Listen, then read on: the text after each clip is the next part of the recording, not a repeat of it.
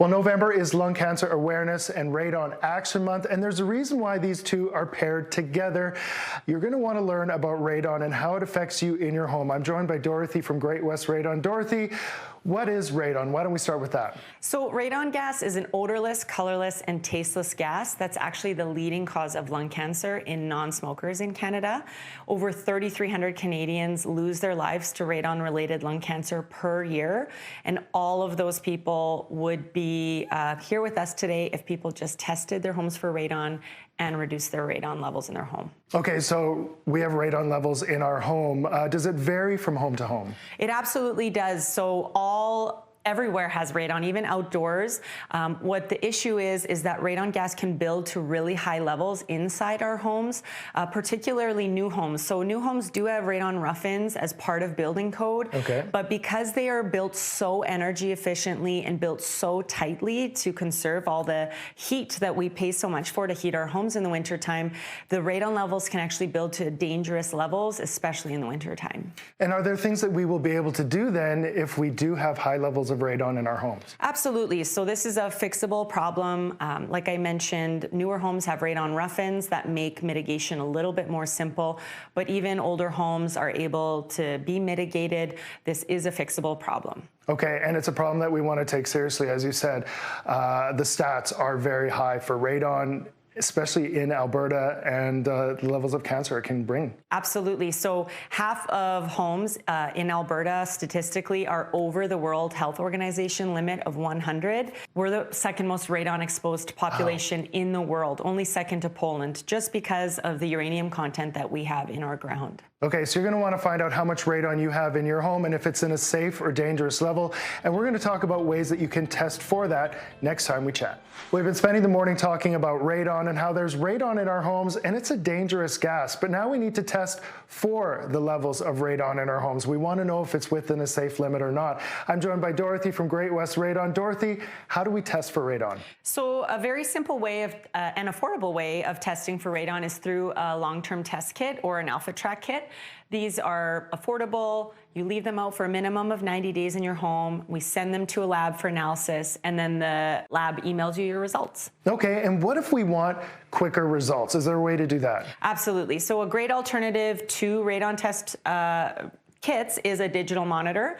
So there's a variety of them on the market. They do measure for different things in addition to radon, and that's what changes the price point. But the most important thing is that they give you a preliminary result within about 24 hours, and then you want to leave them out for a longer period of time to gather the data, but at least you'll be able to see that on the monitor on a day-to-day basis. Because will the radon levels in our home change maybe from season to season? Absolutely. You'll definitely see higher levels in the wintertime when the weather's really cold and there's snow on the ground. Snowstorms will cause spikes, so you want to be looking at the average. And we close our doors and windows really tightly in the winter, and that tends to trap a lot of the radon gas as well. Okay, now there are a lot of radon monitors on the market.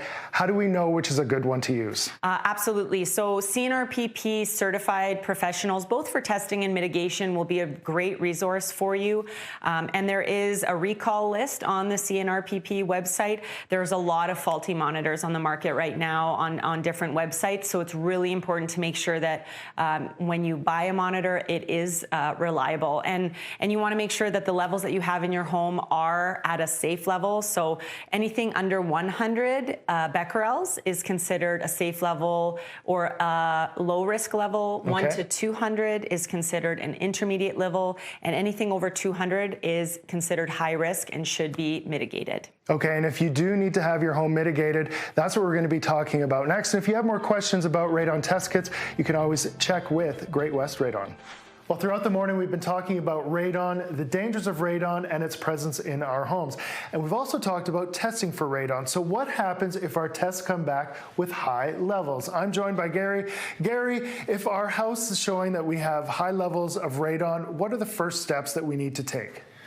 You could give us a call, and we do free in-person quotes, so we can kind of assess the layout of the home. Every home's a little bit different on how we install the mitigation system, but when we're coming out to your home, we'll discuss with you a plan and a layout of the system just so you have a better understanding of what's going to be happening going forward. Okay, not all homes are the same and not all homes are the same age. If we have an old home versus a new home, does that affect how the systems are put in? Yes, and it depends on the layout of the mechanical room as well, but newer builds have a rough-in pipe. Doesn't mean your levels are safe. It just means that that rough-in pipe runs into the middle of the slab, so it has a more even pull from the entire slab. It just makes our life installing the system a little bit easier. So it's roughed in, it's not working yet, a system still needs to be put in.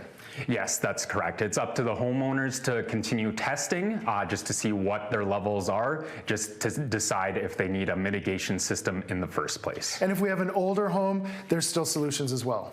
Yes, that's correct. Our most common system is a sub-slab depressurization system, just kind of like this system right here, where instead of that air, soil gas, and radon coming up into the home, it goes up through our system and then out to the side of the home. Okay, and does it get rid of the radon completely? No, so we can expect a 90 to 95% reduction in levels, which gets you into a safe zone, equivalent to outdoor levels outside. Perfect, thank you so much. And if you do have more questions about radon in your home, how to get tested, or if you have high levels, you can always contact Great West Radon.